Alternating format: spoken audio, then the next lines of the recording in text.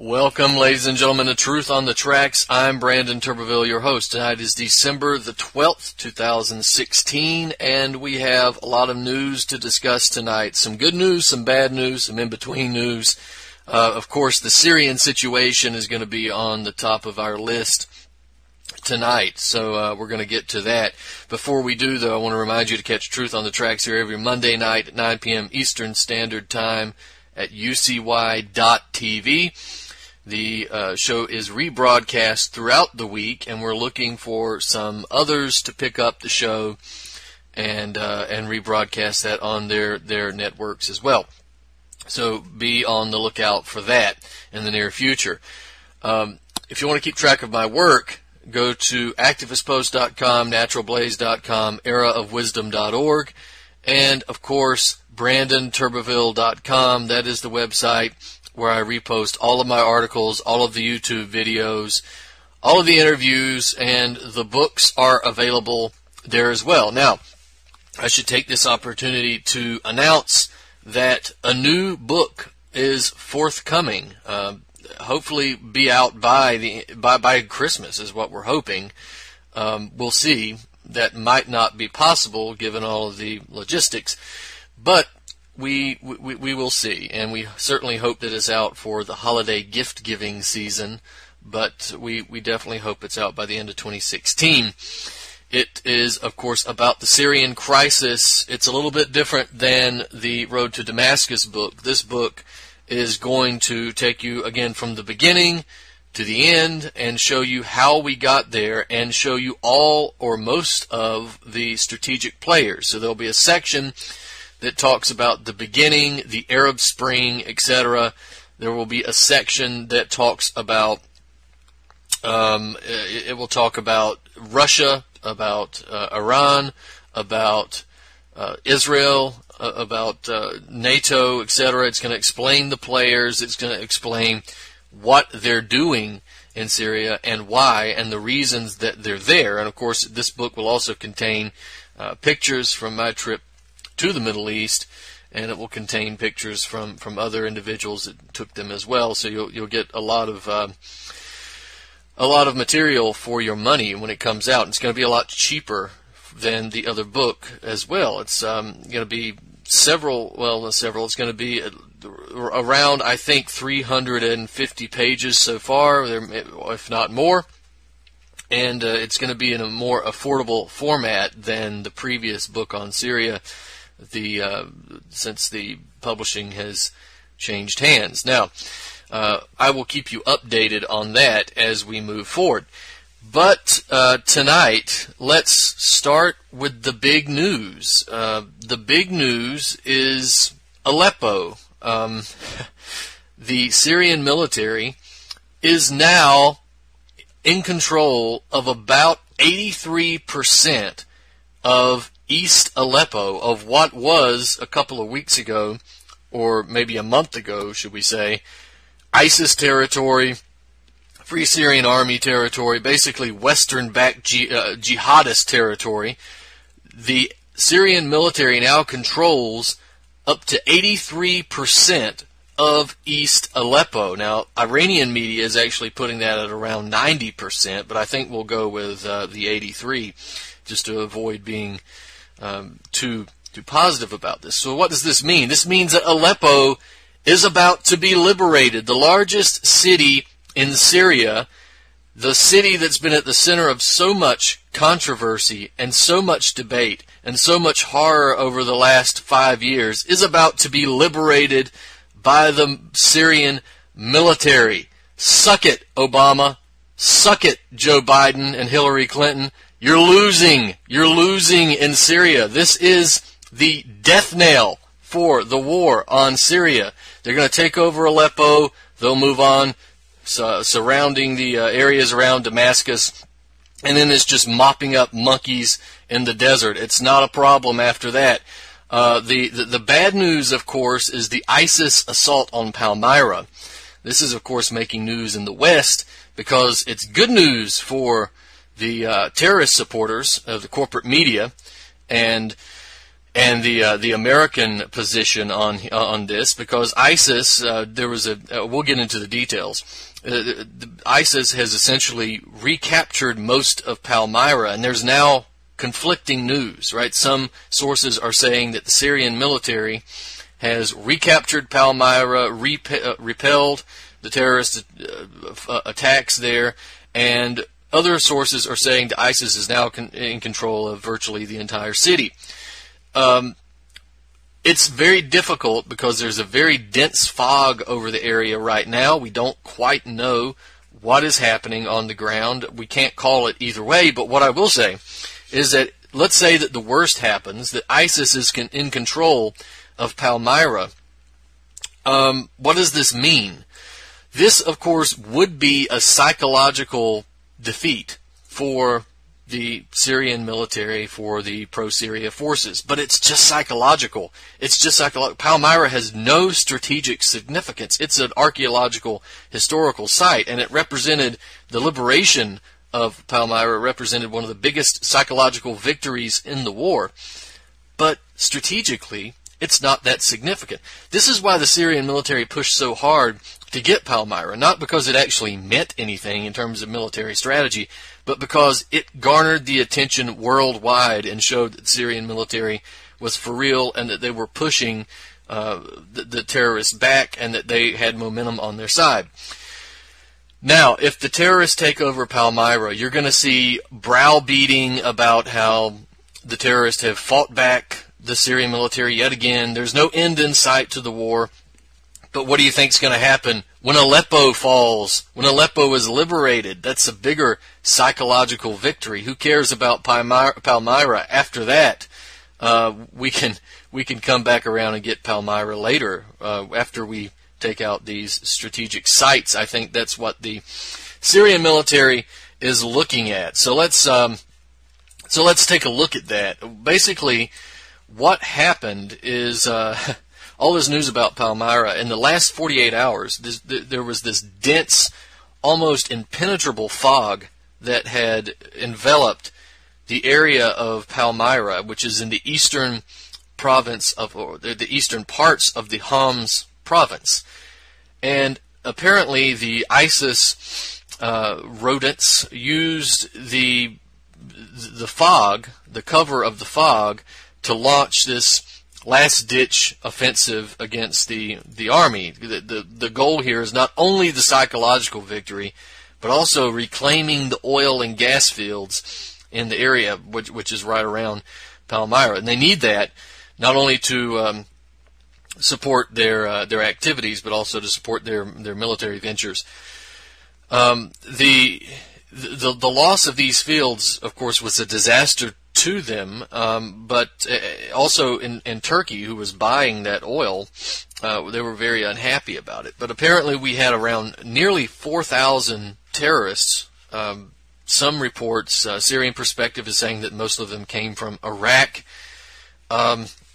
3 trucks were loaded with TNT and C4 to blow holes in the Syrian military's defenses. This is the suicide driver method that we're so familiar with, that we've seen throughout the war, right? Where they send in a group of suicide bombers to break through parts of the fortifications, and they send in another round to penetrate even further, and then in go the Congress of monkeys to go in on foot and commit genocide. But apparently 11 suicide bombers were put into use to try to blow through the Syrian military's defensive lines. There were a lot of them with the Toyota trucks provided by Saudi Arabia and armored cars that were brought to Turkey by the British. And we also have reports that ISIS decided to launch this terrorist attack, on Palmyra during the fog, that they were alerted to this possible opportunity by the CIA and the MI6, who saw that this fog was about to descend upon Palmyra and gave them the technological, the warning and the technological know-how to try to get a lot of this done. Now, Here is where we get to the conflicting reports. Okay, so we have Syrian troops, by some reports, waiting in the mist and listening to the sounds of the terrorists drawing closer, and then strategically retreating. Because, it's strategic, not because they were overpowered, but because it was simply smarter to pull back and reassess and refurbish their own military positions. So, a strategic retreat, and then the SAA reacts to the attack at multiple locations, and they of course, using tanks, etc., they were able to use thermal detection to spot targets in the fog, and they were able to launch a counterattack. So these are the areas that some reports, and we'll look at the other reports in a minute, are saying that the Syrian military pulled away from. That's Al-Katibat al-Majura, Al-Hayal Mountain, the Palmyra grain silos, Al-Halabat Palace, Antar Mountain, which is north of Palmyra, Arak Village, Al-Sukari, Al-Maher oil field. All of these areas are places that the Syrian military strategically withdrew from. They allegedly pulled out the engineers, technical employees out of the Al-Maher oil field so they couldn't be forced into working for the death squads and the rodents, the terrorists. I'm seeing reports that the fog did begin to lift, which opened up the opportunity for the Syrian Air Force and the Russian Air Force to launch a number of attacks. And the reports that I'm seeing is that the number of ISIS vehicles that were destroyed were in the area of 66. And that's just the preliminary numbers. The Russian Navy is even being reported as having fired cruise missiles at the terrorist positions and killing a number of them. Either way, we know that there's been a massive Russian and Syrian bombing campaign against these positions. Now, it's sort of the third battle of Palmyra, what we're seeing now. Early on Saturday, we have the city, which was at one point being on the verge of being captured by the ISIS fighters. We have the group capturing Jabal Tar Mountain and Amaria suburb. They entered the eastern Palmyra neighborhoods, but the SAA troops began to evacuate civilians and started to prepare the strategic retreat. But they had reinforcements, and the government forces managed to regroup and launch a counterattack, and they cleared the Al-Amaria and eastern Palmyra districts of the terrorists. And of course, that was the air support from Russia and the Syrian air forces that helped with that. The Jabal Tar Mountain, which is northwest of the city, and the Palmyra grain silos located to the east were stormed as well. We have some reports saying that both sites were recaptured by the government forces, but we don't have any official confirmation as of yet here on December 11th. So it's noteworthy to mention also that the Syrian military's counterattack is supported by Russian special forces who helped drive out ISIS terrorists from Al-Amaria. This was on the ground, Russian special forces doing this. They also provided targets and target designation, target coordinates for the Russian attack helicopters and fighter jets that were striking the ISIS positions. So this is good news. Now, if you look at the Western press, it's ISIS retakes Palmyra.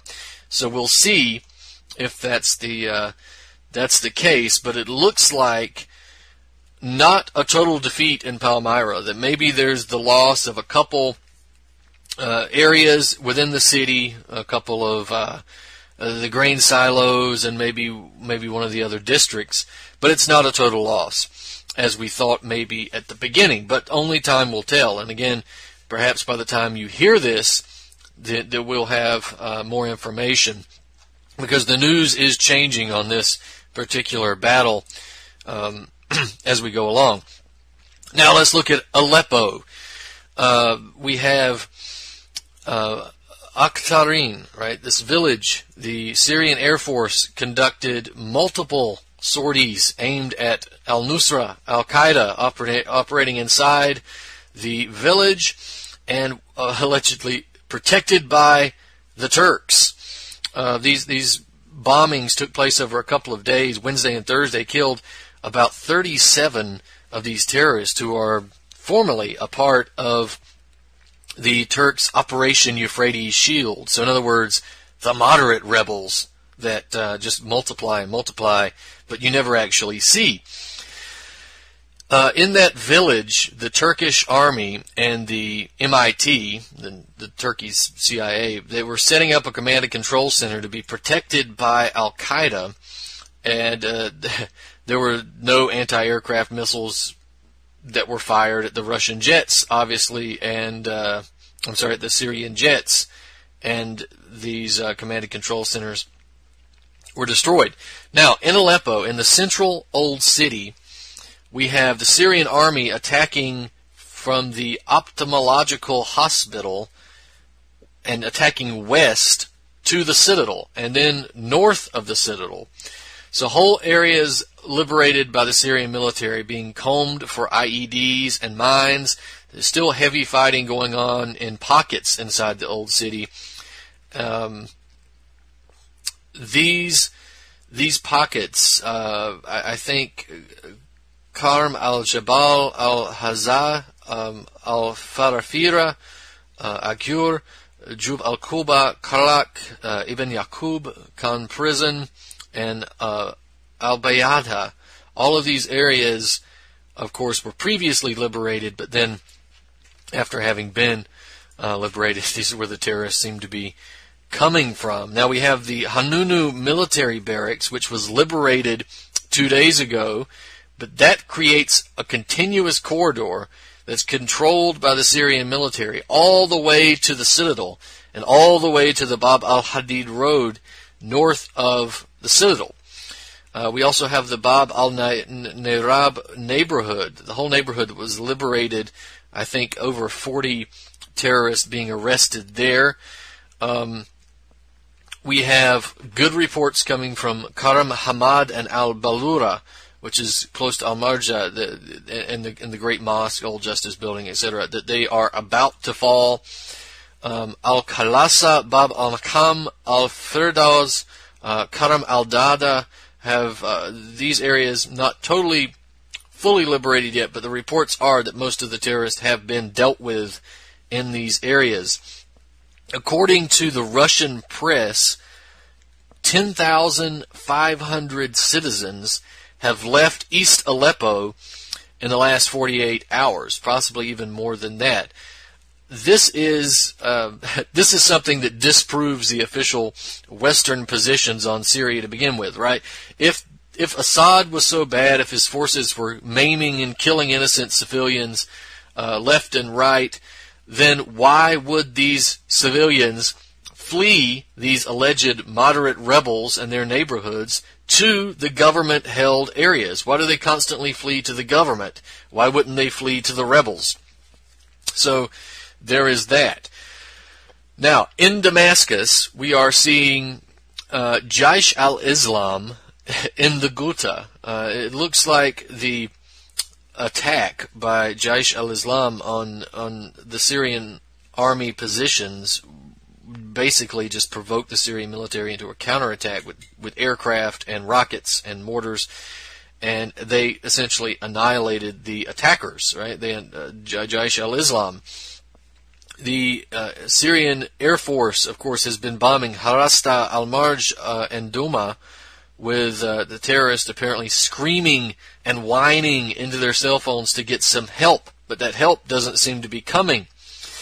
In Latakia, there was a unique a unique operation, right? 25 terrorists from Al-Nusra, Al-Qaeda, were either killed or wounded the other night in this operation that was conducted really by the artillery units. There was a pickup with some weaponry on it, destroyed, 7 terrorists killed, 18 wounded. They had intercepted the communications. The military had intercepted the communications and of course acted on it. So we have also. Let's go back. I actually have some more notes here on Aleppo. We have blocks, not the entire district, but blocks of the Al-Sheikh Said district being liberated as we record this show. APCs, tanks, special forces, militiamen, all pushing deeper into the neighborhoods and safe havens that were used by the terrorists to terrify and kill the Syrian people.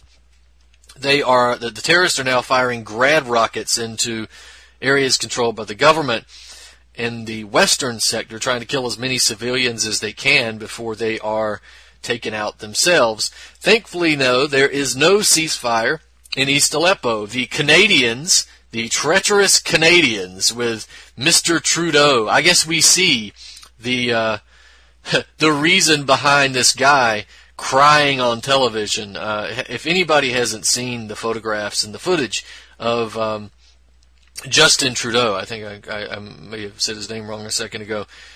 These guys blend together. Canada's Obama, basically. Canada's version of Obama. Young guy, charismatic guy, cries all the time. And this is what Canada has now. So, as our guy, the Obama is on his way out and has burned up a lot of political capital, pretty much dragged whatever decency the United States had left through the mud. We have Trudeau now trying to stir up the usually quiet Canadians into supporting more war in Syria. So he gets on TV, he hears from a Syrian refugee, and he cries on cue like a good psychopath. My only question is, what chemical did he use for his eyes? This guy looks, if you look at his eyes, he looks like he just doused himself with Windex or something. Did he pepper spray himself before he did this photo shoot? My God, the eyes are so red. But good psychopaths can often cry on cue anyway. And of course, there's the poor Syrian refugee, which he made a refugee, by the way. His country and his policies, his dumbass ceasefires, are the reason why this little kid is homeless and is a Syrian refugee. So never lose sight of that. But we see the theatrics and why they're there, so the Canadians can put forward this resolution to the General Assembly, the United Nations General Assembly, for action in Syria. And thankfully, the Russians and the Chinese veto these types of things now. This is good news. But the Canadians now be dragged into try. I guess they're trying to do this with a different brand, right? The United States brand is running thin, so maybe if they throw a maple leaf on it, it'll look better. In Aleppo, the terrorist defense lines seem to be non-existent. They're falling apart. They can't stand up to it anymore. The Syrian army is moving toward Al-Sheikh Lutfi. This is they're trying to link up with another Syrian military force. And of course, I can talk about this because it's really public knowledge and it's been talked about before. So it's for anybody who's worried that I'm analyzing something, some secret information here that I have. I don't have it. It's just it's public information, so we can all see what's transpiring if you just look at the maps and try to analyze it for yourself. They're trying to link up with another Syrian military force, and that's essentially going to tighten the noose around the necks of the terrorists. What can the terrorists do? Has there been a big counterattack? No, they're dying. That's what they do. That's all they can do now. They they can fire a few missiles randomly into civilian areas and die. And that is what we're hoping, minus the missiles. We're just hoping that they die very soon and get this over with, and we can get back to dealing with domestic issues here and let the Syrians rebuild and hope that the karma, the bad karma that we've sowed, never comes back upon us. But we have the Saudis, the Qataris, the Turks, even the West to some degrees can't resupply them. The city is under control. It's surrounded by the Syrian government. This is why the Canadians were pressured into proposing their motion to the General Assembly. But it doesn't really matter. But the city is being surrounded by the Syrian military forces. Supplies are cut off, and that's why the terrorists have no choice but to die. They are surrounded. No help is coming.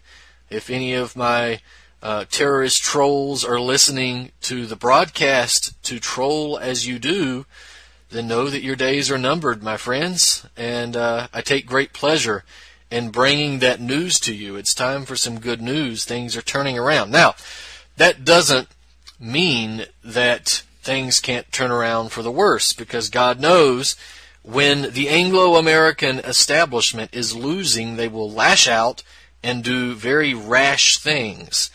And we're hoping that the failure in the General Assembly doesn't allow the Messiah, Obama, the opportunity to stand on a podium, cry as he usually does, and dance on the graves of dead children, dance on the graves of the children that he killed, and then demand that because the United Nations won't do anything because, there's a Russian coup. The Russians have taken over the United Nations. It's a Russian world order.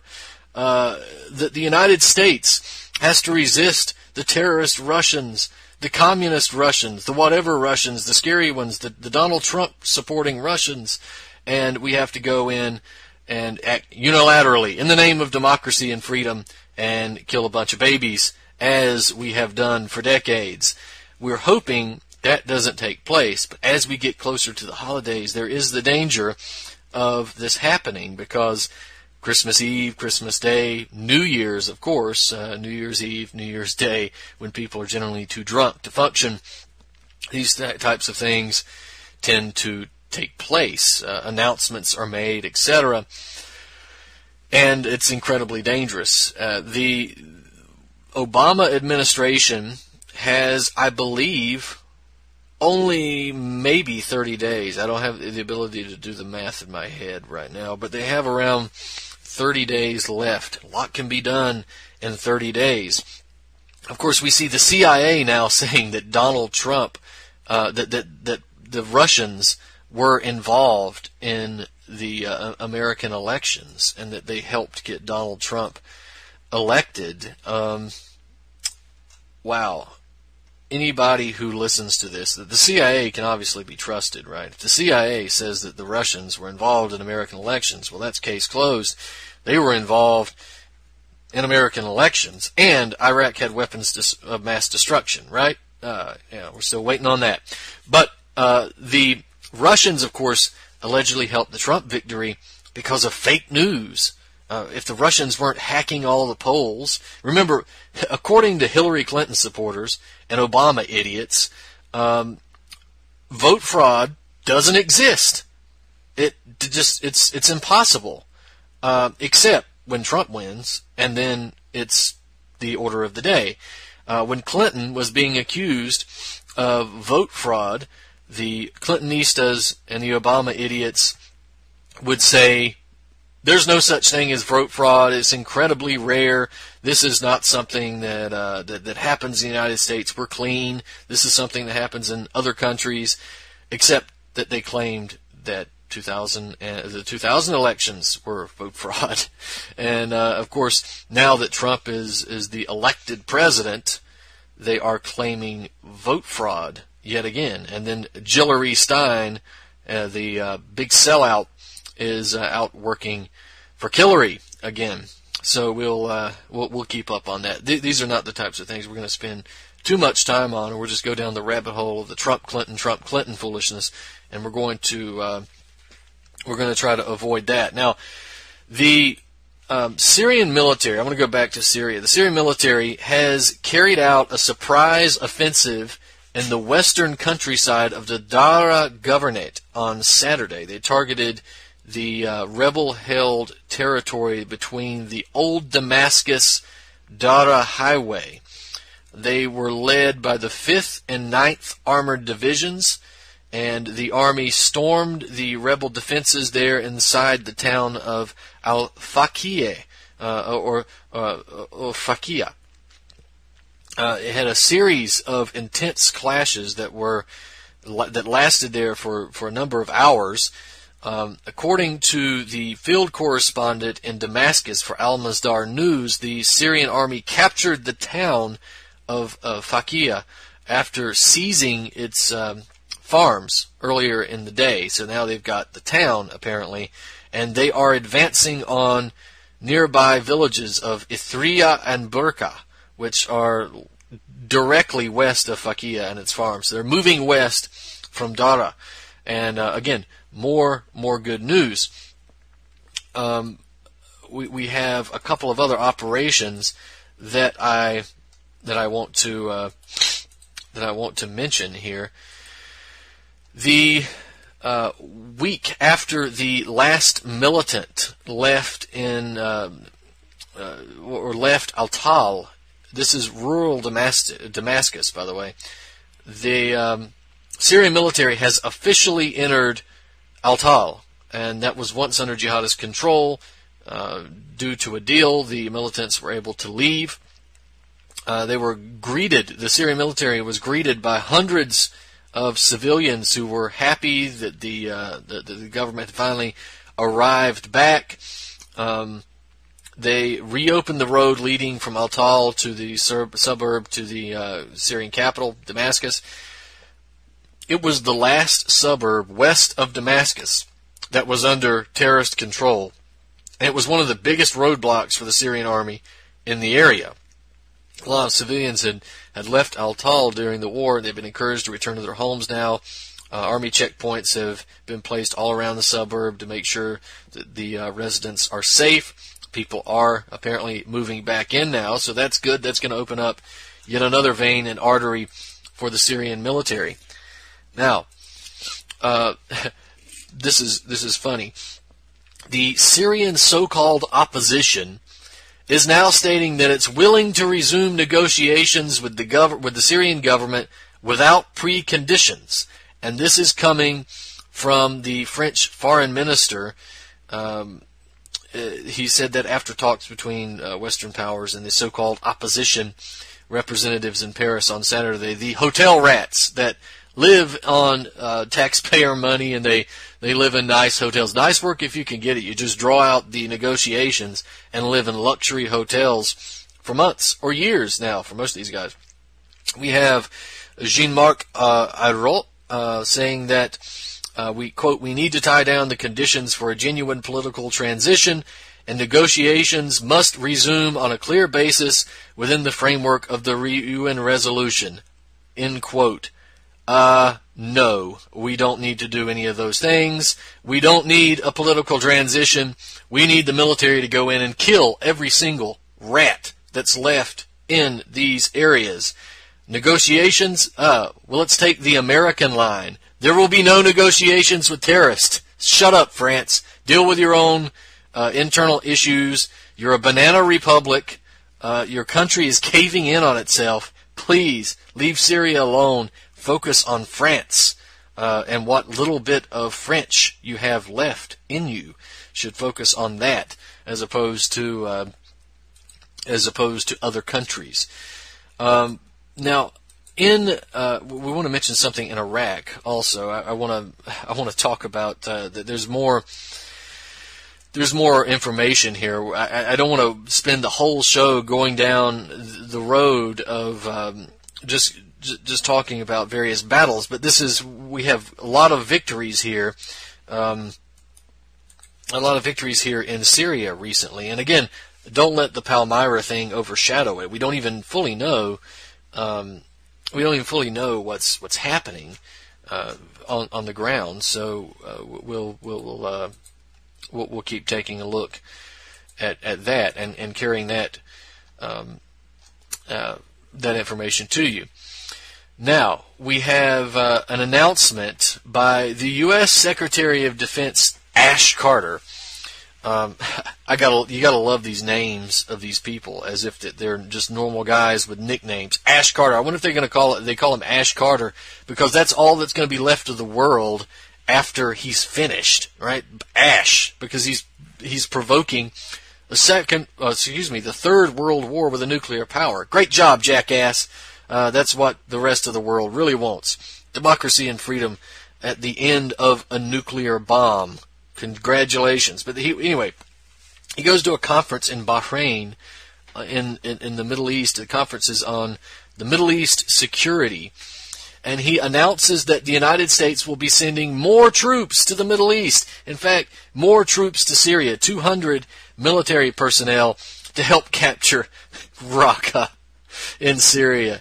That's what he's saying. 200 personnel will include special forces trainers, of course, advisors, and explosive ordnance disposal teams, and will be added to the already 300 U.S. special forces already operating in Syria. Illegally, I might add. If you really were worried about Raqqa, you'd stop funding the people who control Raqqa.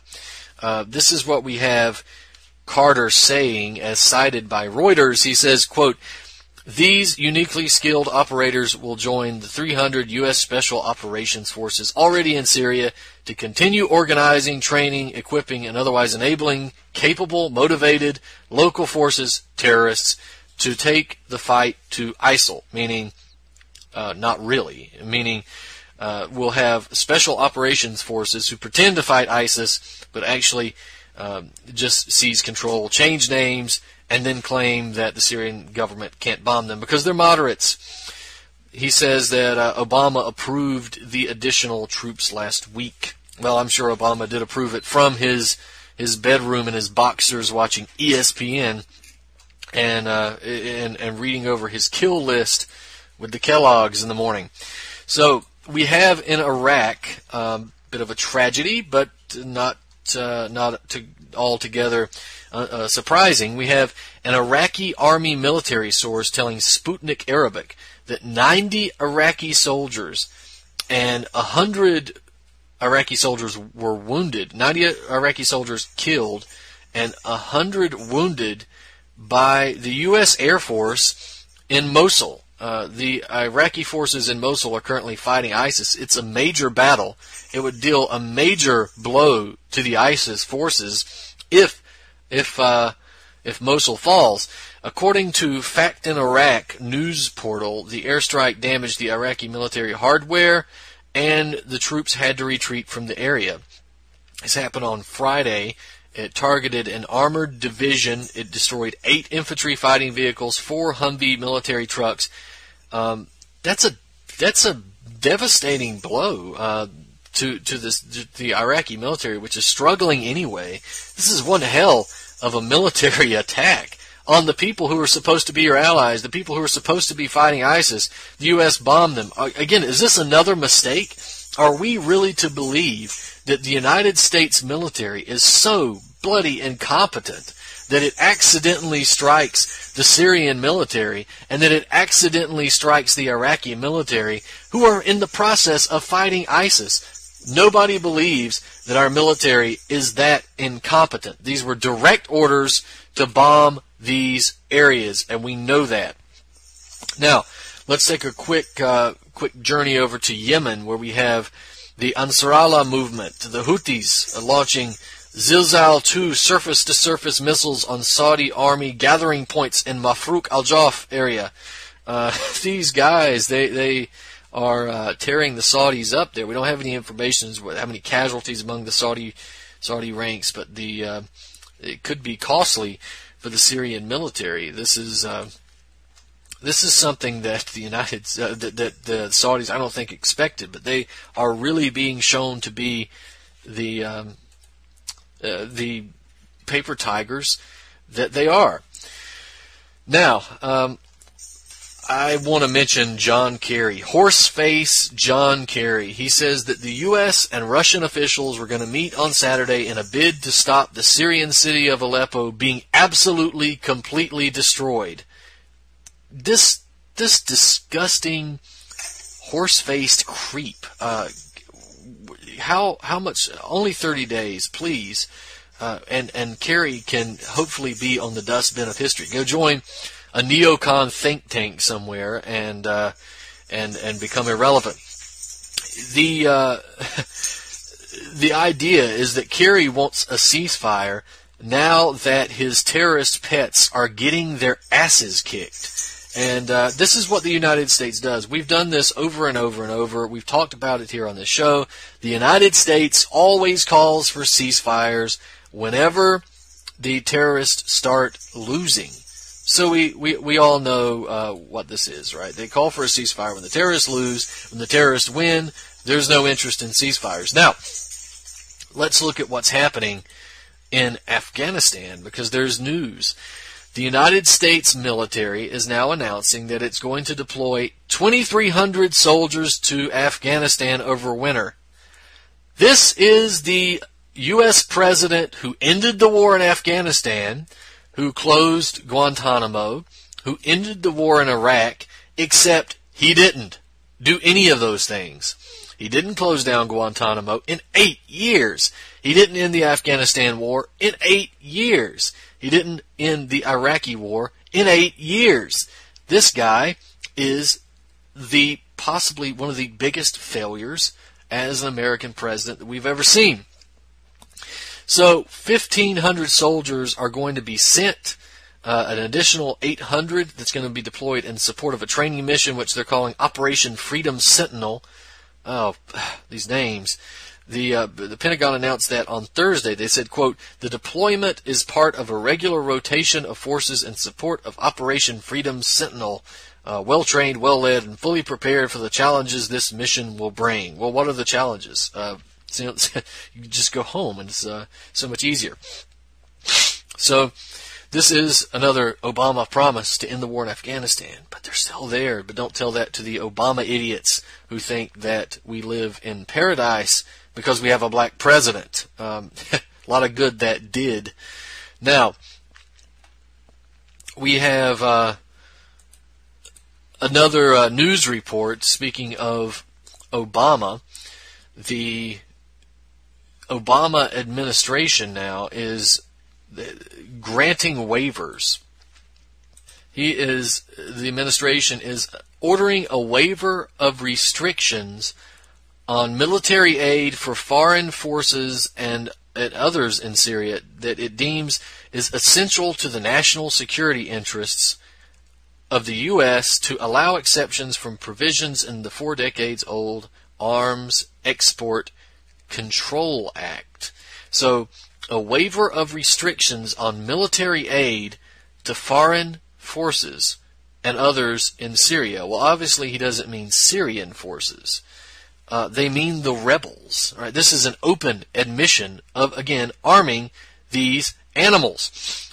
John Kerry, this is a press release coming from the White House saying that the foreign fighters in Syria supporting U.S. special operations to combat terrorism in Syria would be excused from restrictions on military assistance.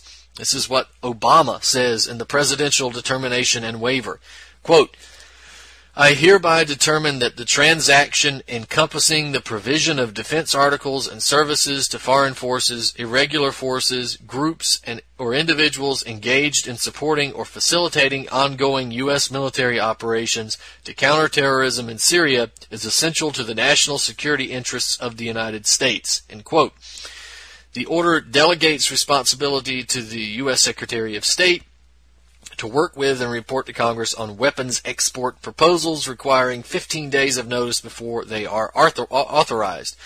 Obama announced another waiver of the Arms Export Control Act back in 2013 after the Ghouta chemical weapons attack in I believe, August of that year. And that order back then facilitated the transfer of U.S. military weaponry to, quote, select vetted members of opposition forces battling the Syrian government. And the order that recently came, however, is much less narrow. This is just simply a broad order that allows the arming of terrorists in Syria. This is more of a blank check. Remember, last year the National Defense Authorization Act of 2016 had about $500 million to arm, train moderate rebels in Syria, despite the program that the Pentagon had, which was such a miserable failure, even on a PR level. They should really get better PR people, because they could have done that better. Could have showed them how. I wouldn't have, but I could have. And this would have been a better deal. But now they had to create a whole new program. And there is they call it a challenge of differentiating between terrorist forces, right? With people like Nusra and then more moderate forces in Syria. But there aren't any moderate forces in Syria. You can't distinguish between these groups because they're all the same. This counterterrorism pretext is just a convenient misappropriation of language. It's aimed at arming various militants to battle the Syrian military and its allies. So that's what we've got coming out of Washington, and we have the suspending of the waiver restrictions. So that is sort of the news of the day regarding Syria. Now, I also want to give a hat tip to Eva Bartlett, and I highly encourage, first of all, I encourage all my listeners who are on social media to go follow me on Facebook. And you can find the video that's posted there. We're probably even going to post this up on my website. And by the way, I apologize to all the listeners who've been to my website and have seen that it's not been updated in nearly a week. That is because we are focusing on finishing this book, and we hope to have it done in the next few days, and then we'll get back to the media wars and to deconstructing this propaganda in real time. So we're going to get this back up on get back up running soon. But Eva Bartlett, that video should be up on BrandonTurbeville.com soon. Eva went to the United Nations and spoke at the UN Syria Mission press conference, and she was questioned by a Norwegian journalist. A Norwegian journalist a mainstream journalist, seems to be a bit upset at the fact that she keeps labeling mainstream journalists as liars and propagandists. So he decides to question her on that, and he wants to know why are they liars? What motivation would they have to lie? And especially with all the documented crimes of Assad. And if you want to see a verbal ass-kicking, you can see Eva Bartlett verbally kick this guy's ass on the video. And it's, again, going to be up at BrandonTurbeville.com, and it's up on my social media page. You can find it on YouTube, probably just Googling Eva Bartlett at the UN. Eva Bartlett, Norwegian journalist, United Nations, and see that video for yourself. I highly recommend you doing that. It's priceless. Wish I could play the audio here on the air, but I haven't quite figured out how to do that yet. Now, if the United States wants to talk about propaganda and fake news, I do have an article that's up on my website, which is written by Dr. Gary Coles. He's an MD. He's a holistic psychologist, holistic psychiatrist, and he's practiced holistic non-drug mental health care for the last decade. He's of his 40 years as a family practice practitioner. He's contributed articles to a number of different organizations. The Citizens Commission on Human Rights, was a member of Mind Freedom International, International Center for the Study of Psychiatry and Psychology, the International Society for Traumatic Stress Studies. He's run his own clinic, taught at a graduate level course, The Science and Psychology of the Mind-Body Connection at the University of Minnesota Duluth. He gives occasional presentations now to the public and to healthcare professionals for CEU credits, and writes a weekly column for the Duluth Reader, an alternative news weekly published in Duluth, Minnesota. And he sent me an article to post here on my site, and I did because it was such a good article. Duty to Warn, Edward Bernays, the father of American propaganda. And it says, he's got a lot of quotes from Bernays. I thought I'd run through a few of them here. Tell a lot of the truth, but never tell the whole truth. And he's got a definition of propaganda here, which is from the Business Dictionary. A message designed to persuade its intended audience to think and behave in a certain manner. Thus, advertising is commercial propaganda, or institutionalized and systematic spreading of information and or disinformation, usually to promote a narrow political or religious or commercial viewpoint. So he's added some quotes by Edward Bernays, who was Sigmund Freud's nephew, and this comes from his book Propaganda in 1928. Bernays, of course, was the founder of the public relations industry in the United States. The quote is, "The conscious and intelligent manipulation of the organized habits and opinions of the masses is an important element in the democratic, aka capitalist, society. Those who manipulate this unseen mechanism of society constitute an invisible government, which is the true ruling power of our country. We are governed, our minds are molded, our taste formed, and our ideas suggested largely by men we have never heard of. It is they who pull the wires that control the public mind." And then we have from his other book, Crystallizing Public Opinion, in 1923, where he says that when he's discussing the use of public relations techniques as a way for corporations, what he says, quote, "So mold the mind of the masses that they will throw their newly gained strength in the desired direction." Remember, Supreme Court Justice Felix Frankfurter, when he warned Franklin Roosevelt against allowing Bernays to play a leadership role in World War II, he described Bernays as someone who is a professional poisoners of the public mind, exploiters of foolishness, fanaticism, and self-interest. And then, of course, we have one of the participants of the 1924 annual convention of the Associated Advertising Clubs of the World. This is from Stuart Ewan's 1976 book, Captains of Consciousness, Advertising and the Social Roots of the Consumer Culture. He says, "Always tell the truth. Tell a lot of the truth. Tell a lot more of the truth than anybody expects you to tell, but never tell the whole truth." So this is an article that I highly encourage you to check out. I want to run through.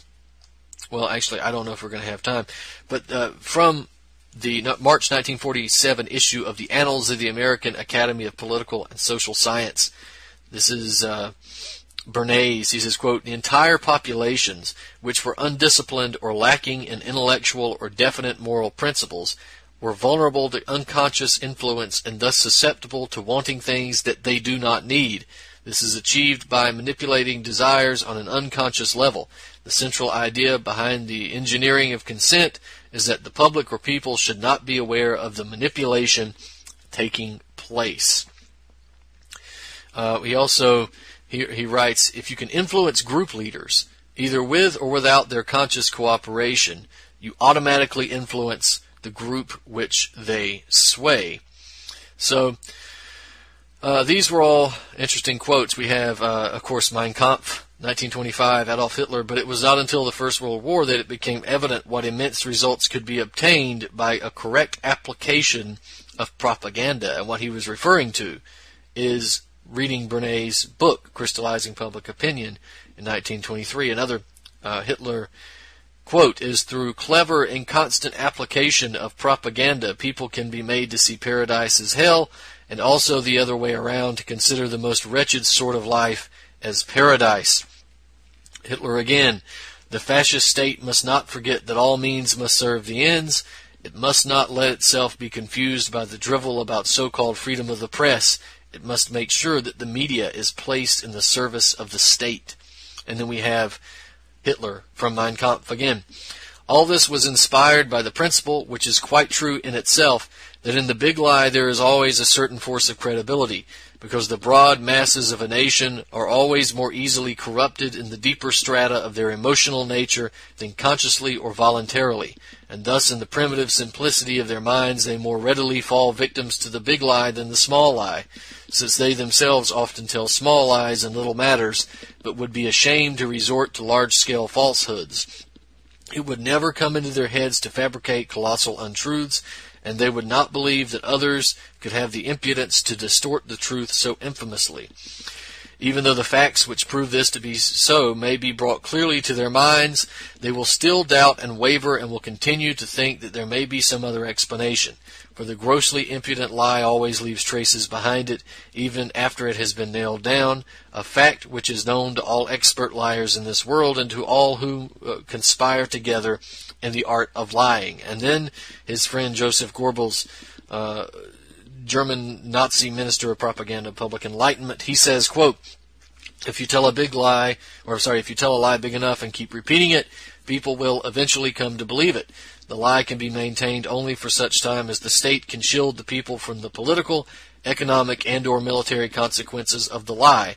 It thus becomes vitally important for the state to use all of its powers to repress dissent, for the truth is the mortal enemy of the lie, and thus by extension, the truth is the greatest enemy of the state. So go check out that article, Duty to Warn. Edward Bernays, the father of American propaganda, up there at BrandonTurbeville.com as a guest post. It's very good, and I highly encourage you to take a look at it. Now, and I mention this because of the controversy about fake news and the controversy about Russian propaganda, which I believe it was the Washington Post who just had to admit that they've been citing all along a random website that they don't know anything about, propernaut.com. It's a joke. Could have been anybody that set this thing up, but the national media is using it as a source. But yet they claim the alternative media doesn't cite anything. Again, I'm putting out a call to propernaut.com. Please put me on your damn list. You're already using my article as an example of absurd Russian propaganda. You're actually absurd, but you get a lot of backlinks from these links on your website because the media is digging their grave even further by citing you. So do me some professional courtesy and put me on the list. Come on, guys. I need the help to drive up my Google rankings here. So just be good guys and put me on the list. My name starts with a B. I'll be right up there at the top. So do me that favor, at least a little bit of professional courtesy here. So, ladies and gentlemen, we're going to be talking about a lot of other issues coming up next week. Might have some interviews to air as well. We'll see, and we will of course be keeping close tabs on the Syrian situation. Hopefully, by the next broadcast of this show, we will be celebrating the complete liberation of Aleppo, and obviously hoping that Palmyra is still under government control as well. So we have to be realistic about what we can achieve in a week militarily, but let's hope that this is the end, right? That this is the downhill slide, that we don't have to worry about any type of Western invasion, etc., in the next coming months. So, ladies and gentlemen, this has been Truth on the Tracks. I'm Brandon Turbeville. We'll see you next week.